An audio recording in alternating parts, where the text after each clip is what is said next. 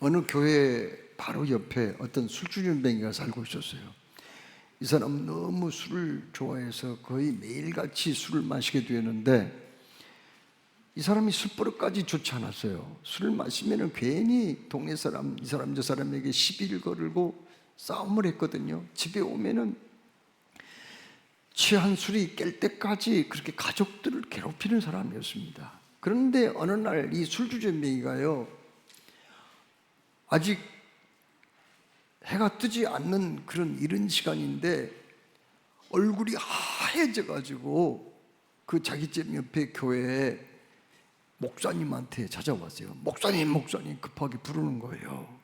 아니 왜 그렇습니까? 하고 목사님이 나갔더니 꿈을 꿨대요. 너무 생생한 꿈을 꾸는데 하나님이 꿈에 나타나 가지고 너 만일 회개하지 않으면은 1년 안에 죽을 거다, 그렇게 말씀을 했대요. 너무 겁이 나가지고 어찌할 줄 몰라가지고 제가 목사님한테 찾아왔노라고 그렇게 얘기를 하는 거예요. 우리 목사님이 그랬답니다. 뭐 걱정할 건 없어요. 지금이라도 술을 끊으시고 교회에 열심히 나오세요. 그러면 아무런 염려 없을 겁니다. 그렇게 얘기를 해줬대요. 그 다음부터 이 사람이요, 교회를 나오는데 얼마나 열심히 나오는지 뭐 낮, 밤, 새벽 할 거 없이 모든 교회 나오는 시간이면은 100% 그렇게 교회를 열심히 나왔어요. 그래서 목사님도 칭찬을 하고 성도들도 굉장히 칭찬을 해줬답니다. 그런데 한 6개월 지났을까? 그때부터 이상하게 이 사람이 서서히 교회에 빠지는 시간이 생겨난 거예요. 그러다가 어느 날 보이지 않았습니다. 목사님이 신방을 갔죠. 성도님, 왜 요즘 교회에서 안 보이세요? 열심히 교회 나오셔야 되는데요. 그랬더니 이 사람이요, 그 목사님을 비웃듯이 뭐라고 그러냐면은, 아니 목사님, 전번에 내가 꿈 얘기했는데 그 꿈을 사실로 믿으세요? 나는 그 꿈이 개꿈이라고 생각합니다. 이 사람이 이렇게 얘기를 한 거예요. 그리고는 여전히 교회를 나오지 않았어요. 어느 날 술을 엄청 마시고 늦은 시간에 집에 돌아오다가 돌계단에서 그냥 발을 헛디뎌 가지고 굴러 떨어지게 되었습니다. 그리고는 거기에서 죽었거든요. 바로 그날이 꿈을 꾸고 그 목사님에게 찾아왔던 딱 1년째 되는 날이었다고 합니다. 여러분, 우리 사람은 음식을 먹어야 돼요. 음식을 먹지 않으면 살 수 없습니다. 그런데 아무리 영양가가 높고 맛이 있는 음식이라도요, 그 변질이 되면 그건 먹을 수가 없죠. 상한 음식을 어떻게 먹겠어요? 그 음식 먹다가 식중독이라도 일으키면요, 건강을 잃어버리거나 죽을 수도 있어요. 그런데 음식만 변질된 게 아니라 우리 사람도 변질된다는 것을 알게 돼요. 여러분, 성경을 보면은 아담과 하와가 처음에는 나쁜 사람들이 아니었거든요. 그런데 사탄의 유혹을 받아 하나님을 배반하고 불순종하고 나서 그들은 에덴 동산에서 쫓겨났고 인류에게 죄라고 하는 무거운 짐을 대물림을 했거든요. 또 성경을 보면은 모세의 형 아론이라는 사람 아시잖아요. 이 아론은 사실 그냥 뛰어난 사람은 아니에요. 그런데 모세의 형이라는 그것 때문에 하나님이 그를 부르셨어요. 그래서 대제사장으로 임식을 하게 했거든요. 여러분, 이스라엘에서 가장 큰 지도자들, 위에 있는 그 영적인 지도자들, 그리고 통솔하는 지도자들, 그 사람은 어떤 사람이에요? 왕, 선지자, 제사장, 이런 사람들이거든요. 그런데 이 사람이 대제사장이 된 거예요. 대단한 그런 인물이 되었습니다. 그런데 이스라엘 백성들이 시내산에 도착했을 때 모세는 하나님의 율법을 받기 위해서 시내산에 올라가서 40일 동안 머물렀거든요. 백성들이 모세를 기다리다가 지쳤어요. 그때 원망병하기 시작했거든요. 그때 아론이 뭘 했어요? 백성들을 모아가지고 너희들 가지고 있는 금붙이 다 내놔라. 금송아지 만들자. 해가지고 금송아지를 만들어가지고 이 우상숭배했단 말이에요. 그 결과 사람들이 많이 죽었습니다. 얼마가 죽었을까요? 3,000명이나 죽게 된 거예요. 또 성경을 읽어보면은 가룟 유다라는 사람 있잖아요. 이 가룟 유다라는 이 사람도 처음에는 예수님의 신뢰를 받았기 때문에 그가 재정을 맡은 자가 되었거든요. 예수님 믿고 그에게 그걸 맡겼어요. 그런데 나중에는 그 사람이 변질이 되었죠. 그리고는 이 사람이 돈에 눈이 어두워서 예수님 자기 스승을 은 30에 팔아 넘기는 그러한 죄를 짓게 되었습니다. 여러분, 20세기 대표적인 악한 인물들 3명을 뽑으라면 누구일까요? 히틀러, 그 다음에 스탈린, 그리고 폴포트라고 얘기를 합니다. 히틀러는 어떤 사람이에요? 이 사람은 이스라엘 유태인들을 600만 명을 포로 수용소와 가스실에서 죽인 사람이에요. 아니, 세상에 어떻게 사람이 한 명 죽인다는 것도 큰 죄를 지은 건데 600만 명을 죽인단 말이에요. 그러나 그 사람은 그런 악한 짓을 했거든요. 세계 제2차 대전을 일으켜가지고 젊은이들 몇 명 죽게 했어요. 젊은 사람들 1천만 명을 죽게 한 사람이 바로 히틀러거든요. 스탈린은 어떤 사람인가요? 스탈린은 수백만 명의 자기 정적을 죽인 사람이에요. 우크라이나에서 민족주의를 이유로 600만 명을 학살한 사람이에요. 폴란드 그가 침공했을 때 폴란드 장교들 1만 3천 명을 비롯해서 5만 명을 공개 처형했던 그런 사람이 바로 여기 그 스탈린이라는 사람이거든요. 그에게는 자기 고향 조지아거든요. 조지아의 인간 백정이라는 별명까지 붙게 되었습니다. 폴포트는 어떤 사람이에요? 캄보디아 독재자지요. 이 사람이 몇 명을 죽였어요? 캄보디아는 인구가 많지 않아요. 그런데 그 중에서 200만 명을 학살을 했던 사람입니다. 그런데 스탈린이나 폴포트나 히틀러는 공통된 점이 하나 있어요. 그건 뭐예요? 그건 다름이 아니라 원래 이 사람들은요, 여러 종교의 성직자가 되려고 했던 사람이에요. 폴포트라는 사람은 자기가 불교 승려가 되기 위해서 6년 동안 사찰에 들어가서 공을 닦았던 사람이에요. 수도했던 사람이에요. 그러면 스탈린은 어떤 사람이에요? 스탈린도요, 러시아 정교회라고 기독교 종파가 있거든요. 거기에 성직자가 되기, 목사가 되기 위해서 그도 신학대학에 들어가서 공부했던 사람이에요. 그가 졸업은 못했지만 단 한 학기 남겨두고 그만두기는 했지만은 그 신학교 들어가서 공부도 열심히 해가지고 성적이 굉장히 좋았대요. 자기 어머니가 믿음이 좋아가지고 오래전부터 기도를 했어요. 하나님, 우리 아들 스탈린 꼭 목사 좀 되게 해주십시오 하고 그렇게 오래전부터 기도를 하고 전적으로 밀어줘 오는데, 이 사람이 중간에서 공산주의 사상, 레닌주의, 그리고 마르크스주의에 심취해가지고 공상혁명을 꿈꾸고 결국은 졸업을 하지 못하고 뛰쳐나간 사람입니다. 또 히틀러라는 사람은 어떤 사람이에요? 히틀러는요, 수도원 중에서 굉장히 오래된 수도원이 있어요. 베네딕트 수도원이라는, 그 안에 들어가가지고 그도 성직자가 되기 위해서 훈련을 상당 기간 받았다는 걸 알게 됩니다. 여러분, 이렇게 사람이 변질이 되잖아요. 변질이 되면은 다른 사람을 해치고 또 세상을 어지럽게 만든다는 사실을 우리는 알 수가 있습니다. 오늘 우리는 어디를 읽었어요? 오늘 말씀 역대하 16장 말씀을 읽었는데, 오늘 여기 말씀에도요, 처음에 시작은 좋았지만은 나중에 변질이 돼버린 한 사람을 하나님이 소개하고 있거든요. 그 사람이 누구예요? 유다 3대 왕인 아사라는 사람이에요. 아사 왕은 어떤 사람인가요? 하나님의 은총을 많이 입은 사람입니다. 왜요? 그 사람은요, 좋은 혈통을 타고났어요. 솔로몬이라는 그 왕이 자기의 증조 할아버지예요. 그러면 다윗은요? 다윗은 이스라엘의 최대 인물 아니에요? 그 사람이 자기의 고조 할아버지예요. 그러니까 좋은 혈통 타고난 것도 그 하나님의 선택에 의해서 된 거 아니에요? 하나님의 은혜가 아니겠어요?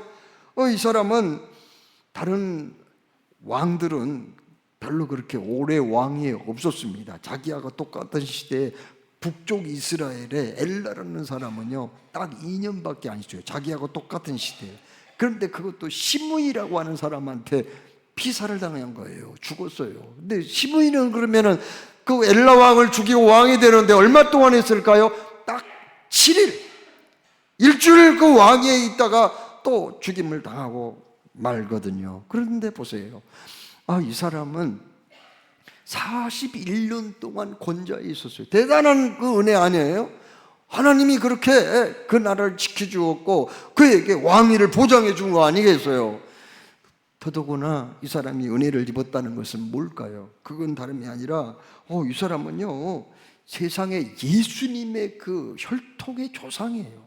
마태복음 1장에는 예수님이 족보가 나오잖아요. 거기 족보를 읽어보면 1장 17절 8절 말씀에 솔로몬은 르호보암을 낳고 르호보암은 아비야를 낳고 아비야는 아사를 낳고 아사는 여호사밧을 낳고, 보세요, 아사라는 이름이 등장하잖아요. 예수님의 그 혈통적인 조상이 되었다고 하는 거, 이거 얼마나 큰 복입니까? 예수님이 인간으로 오셨기 때문에 그분에게도 족보가 있고 혈통이 있는데 아사가 예수님의 그 혈통적인 조상의 한 사람으로 등장하고 있음을 성경은 분명히 말씀을 하고 있거든요. 그런데요, 아사는 하나님의 은혜가 감사해서 처음에는 하나님 보시기에 선하고 의로운 일을 참 많이 했어요. 하나님이 가장 싫어하는 게 뭐예요? 우상 숭배하는 거 아니겠어요? 그래서 그 우상의 신당들을 다 헐어버렸어요. 그리고 산당도 파괴해버리고요. 그리고 거기에 이렇게 돌기둥, 우상으로 숭배했던 돌기둥 이런 것들을 다 깨뜨리고, 그리고 아세란 목상 이런 것들을 시내가에 끌고 가가지고 다 부질러 버리는 그런 일을 했어요. 이건 하나님이 기뻐한 일 아니에요. 그때 아사가 이런 우상을 척결한 그런 종교 계획을 단행하자 하나님이 좋아하셨습니다. 그래서 은혜를 베풀어 가지고 아사 때는 한 10년 동안 전쟁이 없었어요. 태평성들이 이룬 거예요. 하나님의 은혜가 아니겠어요? 그런데 어느 날 드디어 이제 위기가 찾아왔습니다. 어떤 위기가 왔어요? 그때 전쟁이 일어났습니다. 어디 나라가 쳐들어왔어요? 저기 아프리카의 구스라는 나라가 있거든요. 그 오늘날 에티오피아 아시죠? 그 나라의 세라라는 장군이요 100만 대군을 이끌고 이제 쳐들어온 거예요. 아사 왕이 다스리는 유다 나라에 침략한 거예요. 이게 보통 문제가 아닙니다. 100만 대군이 얼마나 많아요. 얼마나 많습니까? 거기다가 전차 부대인 병거 300승을 끌고 쳐들어왔습니다. 그때 아사 왕이 얼마나 간절히 기도했는지 몰라요. 여호와여, 약한 백성이 강한 백성과 맞서 싸울 때는 오직 주께서 도와주셔야 이길 수가 있겠습니다. 우리의 여호와 하나님이여, 우리를 도와주시옵소서. 우리는 여호와 하나님을 의지합니다. 우리는 주의 이름으로 이 큰 군대와 맞서 싸웁니다. 여호와여, 주는 우리의 하나님이십니다. 아무도 주와 싸워서 이기지 못하도록 해주십시오. 얼마나 부르짖어 기도했는지 몰라요. 이때 하나님께서 그 전쟁에 개입하셔서 이 구스 사람들을 쳐서 물리쳤어요. 구스 사람 100만 군대가 유다 군대에 계속 패하고 물러가다가 거의 전멸당하다시피 했거든요. 하나님은 이렇게 아사 왕이 눈물로 기도하고 부르짖을 때 그 기도를 들어 응답하셨다는 사실을 알게 됩니다. 그때 하나님의 신이 아사랴 선지자에게 임하여 전쟁에서 돌아오는 아사 왕에게 말했어요. 왕과 유다 사람, 베냐민 사람들은 다 들으시오. 여러분이 여호와와 함께 있어야 여호와께서도 여러분과 함께 계십니다. 여러분이 하나님을 찾으면 하나님께서 여러분을 만나 주시겠지만, 여러분이 하나님을 버리고 떠난다면 하나님께서도 여러분을 떠나실 것입니다. 이런 말을 했거든요. 그때 이제 그 아사 왕은 전쟁에서 전리품으로 뺏어온 소 700마리, 양 7,000마리를 가지고 하나님께 감사의 제사를 드렸습니다. 그리고 아사 왕은 거기 모여 있는 수많은 백성들 앞에서, 여러분, 우리나라는 하나님의 택함 받은 나라입니다. 높은 사람이나 낮은 사람이나 남자나 여자나 오직 하나님만을 섬깁시다.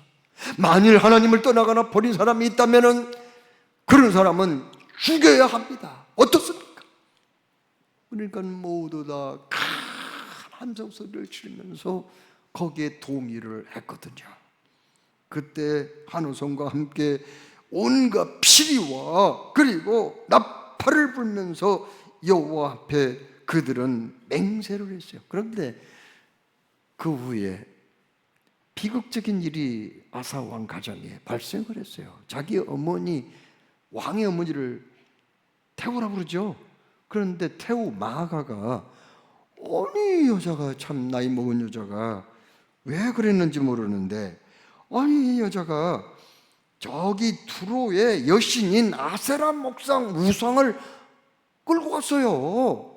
그래서 백성들에게 믿으라고 또 우상 숭배하라고 이런 짓을 했단 말이에요. 그래서 여기 아사 왕은 효자였지만 눈물을 머금고 어머니 마아가의 그 태우를 폐위를 시켜버렸어요. 폐위시키면 어떻게 되는 줄 아세요? 쫓겨나요. 왕궁에 못 와요.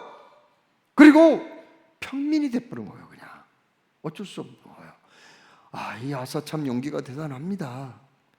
자기 마음도 너무 아팠겠죠. 자기 어머니를 왕궁에서 쫓을 때요, 얼마나 마음이 불편했겠습니까? 그러나 그는 어쩔 수 없이 그 길을 선택할 수밖에 없었어요. 여러분, 금이나 다이아몬드는 비쌉니다. 보석이죠.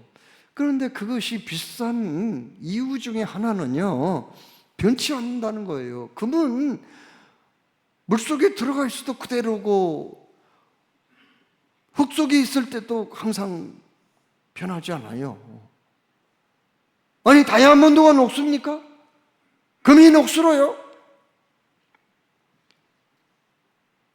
여러분, 어떤 신앙이 하나님께 인정을 받나요? 어떤 사람이 진정한 그리스도의 제자일까요? 바로 변함이 없는 신앙이라는 것을 알 수가 있습니다. 그런데 세월이 흘러 아사왕의 신앙은요, 자기도 모르는 사이에 점점 변질이 되고 말았어요. 그가 왕이 된 지 36년이 되던 해에 유다와 적대 관계에 있었던 북쪽 이스라엘의 그 바사 왕이 그 라마성을 건축했거든요. 무슨 말입니까? 우리나라도 남쪽과 북쪽이 딱 갈라졌잖아요. 그래서 북쪽은 누가 다스려요? 김정은이가요. 김정은이가 다스리죠. 그런 것처럼 이스라엘도 북쪽은 바사 왕이, 남쪽은 누가? 아사 왕이 다스렸단 말이에요. 그런데 이스라엘 사람은 남쪽이나 북쪽이나 다 하나님을 섬기는 사람들이에요. 그래서 그 사람들의 가장 중요히 여기신 것은 뭐냐면은 예루살렘 성전에 올라가서 절기를 지키는 거예요. 유월절, 맥주절, 초막절, 이 절기를 지키는 걸 그렇게 중요시했거든요. 그런데 남쪽 북쪽이 분열돼 가지고 북쪽에 있는 사람은 어떻게 해요? 아무리 힘들어도 절기 때만큼 예루살렘에 올라가고 싶어가지고 어쩔 수 없이, 우리나라로 말하면 휴전선을 넘어가지고 남쪽으로 왔어요. 어쩔 수 없이. 그런데 북쪽 왕 바하사가 그걸 보고 너무 싫은 거예요. 아니 우리 백성이 왜 다른 나라까지 가가지고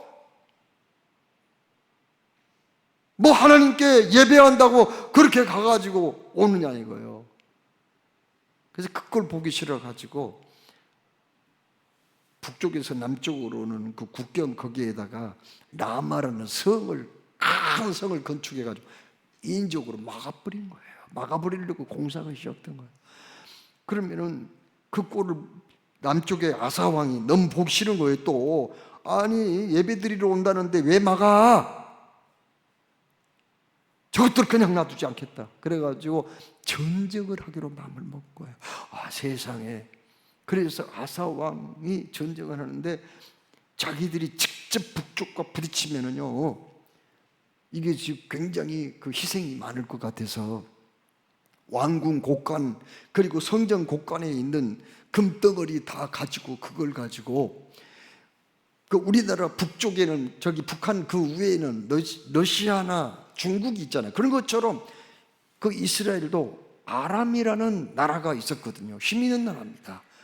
거기 왕 베나다덱에 뇌물로 그 금덩어리를 갖다 바치고 우리 그 저 북쪽 이 사람들을 좀 쳐달라, 공격 좀 해달라, 이렇게 요청을 한 거예요. 그래서 아람 왕이 뇌물을 받고 전쟁을 일으킬 때 그때 남쪽에 이 저 아람 왕 남쪽에 이 아사 왕은 그 사이에 지금 공사가 한참 진행되고 있는 국경지대에 한참 지내고 있는 남아성 거기 가가지고 그 석재하고 건축 자재인 그 나무들을 몽땅 가져와 가지고 그래가지고 거기서 이제 그거 갖다가 남쪽에다가 성을 거기다가 쌓게 된 거예요.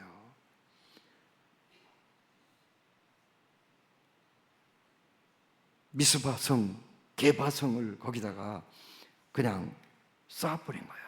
성을 짓는 거예요. 그래서 국경지대 남아성 건축한 게 부산이 돼버리죠. 일단은 아사왕은 자기 뜻을 이루었으니까 기분 좋게 생각했지만 그 아사왕이 하는 행동을 보고 마음이 섭섭한 분이 한 분이 계셨어요. 누구요? 하나님이요. 왜요? 그전에는 크고 작은 일 언제나 나한테 묻더니 이 사람 봐, 전쟁하면서 나한테 기도 한마디 안 하는가? 전쟁을 해야 되는가 말아야 되는가 묻지도 않았잖아. 그리고 하나님을 알지도 못한 저기 아람 그 사람들한테 왕궁의 곳간에 있는 금덩어리, 그리고 심지어 네 맘대로 성전 안에 있는 성전 곳간에 있는 금덩어리까지 다 갖다 주고 말이야. 하나님 마음이 너무 섭섭했어요. 그래서 하나님이라고 하는 선견자를 보내가지고 그걸 책망합니다. 오늘 여기 7절 이하에 말씀이 있잖아요. 하나님과 아사 왕한테 가가지고 왕이시여 어찌하여 하나님을 의지하지 아니하고 아람 왕을 의지했습니까? 과거에 구스의 세라가 100만 대군을 이끌고 왔을 때에도 하나님이 그 전쟁에 당신을 이기게 했지 않소?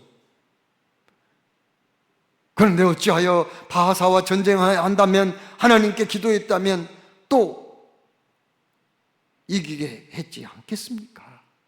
그런데 당신은 이번에 하나님을 알지 못하는 아람 왕을 의지했으니 이건 안 될 일입니다. 오늘날도 하나님은 온 천하를 두루 다니면서 전심으로 당신에게 향하는 그 사람을 찾아내서 능력을 베푸십니다. 당신은 그걸 하지 않았어요. 그랬더니 이 사람이 회개하기는커녕 오히려 화를 내가지고 이 하나님 선견자를 갖다가 붙잡아가지고 감옥에 쳐놓고 또 몇몇 그 믿음의 사람들을, 동조하는 믿음의 사람들을 괴롭히는 일을 했거든요. 핍박하는 일을 했거든요. 여러분, 벨기에 아시죠? 저기 벨기에, 유럽에 있는 벨기에에 루이 에블리라는 영성학자가 있어요. 이 사람이 쓴 책이 베스트셀러가 하나 있습니다. 그 책이 무슨 책인가? 사람에게 피는 하나님이라는 책이세요. 아니 좀 제목 이상하지 않아요? 아니 사람이 하나님께 빌어야지 사람에게 비는 하나님? 그게 무슨 말이에요? 하나님이 어떻게 사람에게 빌어요? 그런데 루이 에블리는 그 사실을 발견을 했다는 거예요. 무슨 얘기인가? 하나님은 우리 인간을 창조하실 때 우리 사람을 늘 곁에 두고 싶어요. 같이 친하게 지고 싶어요. 우리 모두 여기 계신 모든 분들과 하나님은 정말 가깝게 늘 교제하고 그의 삶을 간섭하시고 선한 길로 좋은 길로 인도하시고 우리를 통해서 찬송과 영광을 받기 원하시지만 우리 사람은요, 조금 호주머니 두둑해지면은 하나님께 관심이 없어져. 문제 없으면 지멋대로 잘나서 자기가 그만큼 노력했고 수고해서 그렇게 된 줄 알아. 조금 높은 자리에 올라가면 그대는 눈에 뵈는 게 없어요. 이게 인간이야. 그래서 하나님이 어떻게 하시는가? 하나님이 그대로 놔둬버리면 영영 하나님하고 멀어지기 때문에 하나님을 찾을 수 있는 조건을 자꾸 만든다는 거예요. 몸이 아픈다든지 그러면 하나님 찾아야죠. 사업이 흔들린다든지 하나님 찾아야죠. 자식이 속썩여 기도해야죠. 하나님은 자꾸 그렇게 상황을 만들어가지고 그것이 사람에게 비는, 제발 하나님이 우리한테 너 기도 좀 해라, 내 생각 좀 해라, 내 말씀을 좀 묵상도 좀 하고 제발 나한테 관심 좀 가져줘 하면서 하나님이 우리 인간에게 오히려 사정하고 비는 그런 형태고, 우리 믿는 사람들이 기도하는 것은 그 하나님의 그 낮은 자세, 우리에게 비는 그런 낮은 자세에 응답한 것 뿐이라는 거예요. 응답한 것. 이 예불리는 그렇게 기도를 그렇게 본 거예요. 우리가 무슨 아쉬울 때 하나님께 무슨 청구서를 내는 게 기도가 아니라 오히려 하나님이 우리에게 하나님을 찾도록 신호를 보낼 때 거기에 대한 반응이 기도라고 그렇게 본 거예요. 오늘 여기 말씀에 아사왕이 이렇게 한때는 그렇게 하나님께 기도를 열심히 하더니 믿음 생활 잘하더니 잘 나가니까는 자기 나라가 태평성대를 이루니까 군사력이 강해지니까 하나님하고 점점 멀어져 버렸어요. 그래서 하나님은 어떻게 하셨나요? 아사왕 발병이 나게 했어요. 발병, 중병에 걸렸습니다. 그러면 하나님 찾을 줄 알았어요. 하나님이 그렇게 해서 발병이 나고 중병이 걸리면 하나님 찾으면 그 발병 고쳐주려고 그랬거든요. 그런데 이 사람은요, 발에 병이 걸렸는데 하나님은 안 찾아요. 어디에 좋은 약이 있다면 빨리 그 약 좀 구해라 이러고, 어디에 그 영한 의사가 있다고 하면요, 거기 빨리 가서 치료받아야지 하고 쫓아다니고, 이러다가 그 발병이 더 중해져 가지고 2년 만에 그 병으로 죽고 말았어요. 하나님이 참 아사를 얼마나 사랑했는지 몰라요. 아사를 중요하게 여겼기 때문에 역대하 14장, 15장, 16장 이 한 사람을 성경에 석 장이나 기록한 것은 이 하나님이 대단한 그 중요한 인물로 생각했기 때문에 그렇게 기록한 거거든요. 그렇지만은 아사는 하나님의 말씀에 반응을 하지 아니하고 하나님의 의도를 모르고 왕위에 오른 지 41년 만에 세상을 떠나고 말았다. 오늘 하나님이 우리에게 이 말씀을 통해서 뭘 얘기해 싶어요? 여기 계신 분 모든 분 한 분 한 분한테 지금 하나님 말씀하고 있거든요. 무슨 말씀을 하기를 원하세요? 하나님이 우리나라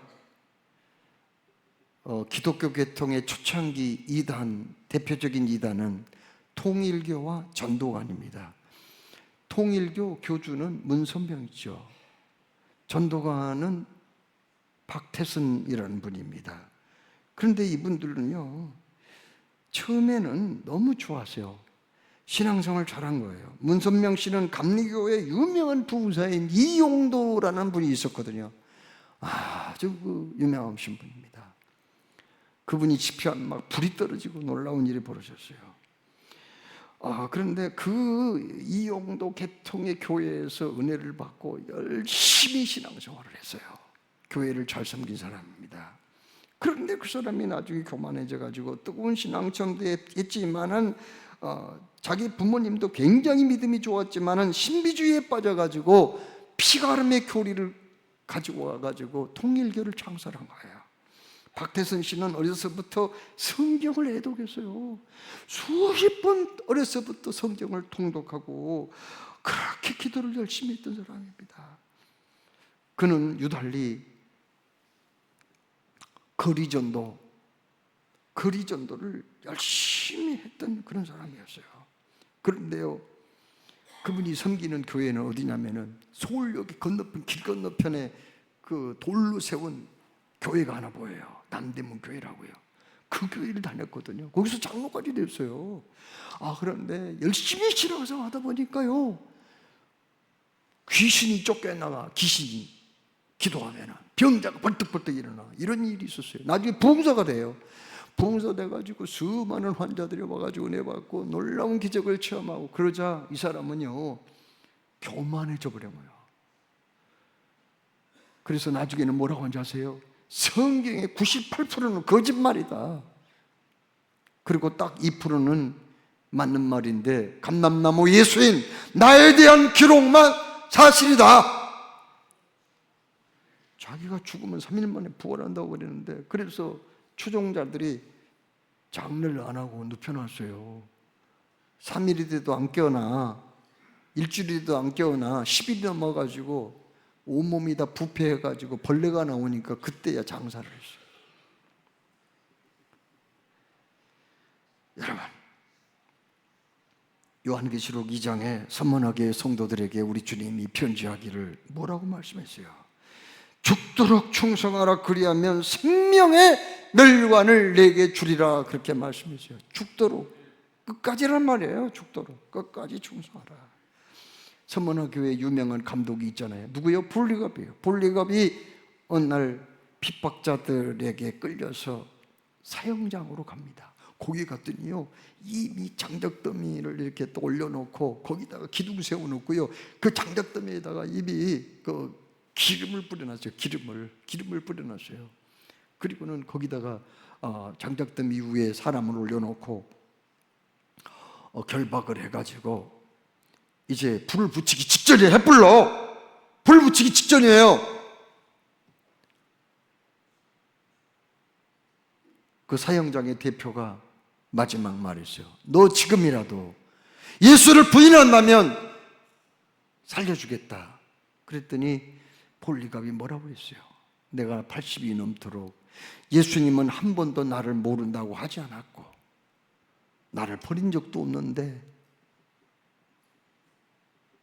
조개 같은 목숨 내가 연장하려고 예수님을 모른다고 부인할 수 있겠는가? 그러자 지시가 떨어졌습니다. 횃불에 불을 붙여서 기름을 뿌린 거기 장작더미에다가 불을 붙였어요. 그런데 불이 활활 타오르려고 하는 그 순간인데 어디서 날아와는지 7마리의 비둘기 같은 게 날아와가지고 날갯짓을 하는 거예요. 계속 날갯짓을 하다 보니 이 불이 힘을 잃고 올라오지를 못하는 거예요. 사람을 태우지를 못하는 거예요. 그때 또 다른 지시가 떨어져요. 창으로 찌르라고. 그래서 그 창으로 옆구리를 찌르자 피가 쏟아지고 결국 볼리갑은 죽게 되었는데, 볼리갑이 연기와 함께 사라지고 나서 그 대표자가 거기 구경꾼들, 수많은 구경꾼들에게 치는 거예요. 너희들도 만일 예수를 믿는다면 이 사람처럼 처참한 꼴을 당할 줄로 알아. 겁먹으란 거예요. 그런데 놀라운 일이 발생했습니다. 거기 구경했던 사람들 중에 볼리갑이 마지막 담대하게 죽는 모습을 보고 나도 예수 믿는 사람이요 하고 나타났어요. 나도 예수 믿는 사람이니 나도 불로 태워 죽이라. 46명이 나왔어요. 그 사람들을 화형시키기는 했지만은 기독교에 대한 두려움을 느끼고 한때 핍박이 없었다고 합니다. 볼리갑이 죽은 후에요. 하나님은 어떤 분인가요? 호세아 11장 8절에 에브라임이여 내가 어찌 너를 놓겠느냐, 이스라엘이여 내가 어찌 너를 버리겠느냐, 내가 어찌 너를 아드마같이 놓겠느냐, 어찌 너를 스보임같이 두겠느냐, 내 마음이 내 속에서 돌이켜 나의 궁율이 온전히 불붙듯하소서. 여기 에브라임이나 이스라엘, 이들은 바로 여러분들이거든요. 우리 모두라고요. 하나님이 우리를 버리지 않겠다고 약속하신 거죠. 내가 어찌 너를 버릴 수가 있겠어? 내가 어찌 너를 포기하겠냐? 아드마나 스보인 소돔성의 동네는 죄로 말미암아 멸망을 당했지만 나는 너를 버릴 수 없어. 변함없는 사랑을 말씀하거든요. 주의 사랑을 입은 우리는 그러면 어떻게 살아야 될까요? 남은 세월 일편단심백절불글 일사각오의 신앙으로 변함없이 주님을 섬기며 살다가 주께서 부르실 때 잘했다 칭찬받고 생명의 멸류관, 영광의 멸류관, 그리고 승리의 멸류관을 받으시기를 주님의 이름으로 축원합니다.